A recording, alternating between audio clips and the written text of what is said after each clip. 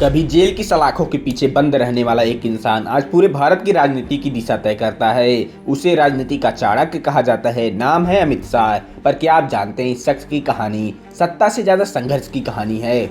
22 अक्टूबर 1964 मुंबई के पास एक छोटे से कस्बे में जन्मे अमित भाई शाह का बचपन बेहद साधारण था। उनके पिता एक प्लास्टिक फैक्ट्री चलाते थे, लेकिन अमित शाह का दिमाग शुरू से ही शार्प और स्ट्रेटेजी भरा था। स्कूल में भी वो टीम बनाकर काम निकालने के लिए मशहूर थे। शायद तभी राजनीति उनके डीएनए में बस चुकी थी। कॉलेज के दिनों में ही अमित शाह आरएसएस से जुड़े, फिर एबीवीपी में शामिल हुए।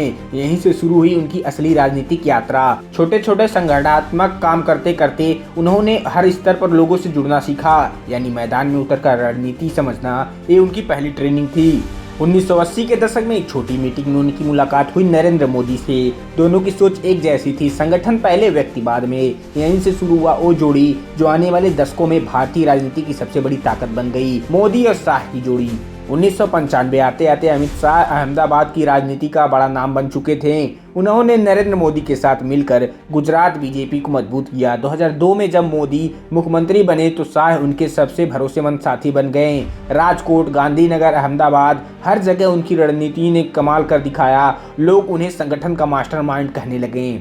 लेकिन 2010 में सब कुछ थम गया। सोहराबुद्दीन इनकाउंटर केस में उनका नाम आया और अमित शाह को जेल भेज दिया गया। कई लोगों ने सोचा अब उनका राजनीतिक करियर खत्म हो गया, पर ये तो उस रणनीतिकार की परीक्षा थी जो हार मानना जानता ही नहीं था। जेल में भी उन्होंने संगठन की कमान नहीं छोड़ी, बस चुपचाप शांति से अपनी अगली चाल सोच रहे थे।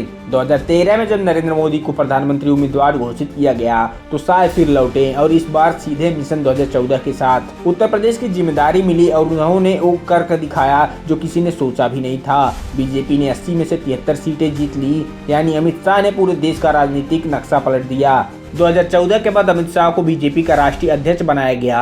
उन्होंने संगठन को बूथ स्तर तक मजबूत किया। हर बूथ पर 10 कार्यकर्ता, हर वोटर तक पहुंच, ये थी अमित शाह की रणनीति। 2019 में उन्होंने फिर कर दिखाया। 303 सीटों की ऐतिहासिक जीत। लोगों ने कहा ये सिर्फ चुनाव नहीं, रणनीति की जीत है। अब अमित शाह देश के गृह मंत्री हैं। उनके कार्यकाल में आर्टिकल 370 हटाया गया, एनआरसी और सीए जैसे अहम फैसले हुए।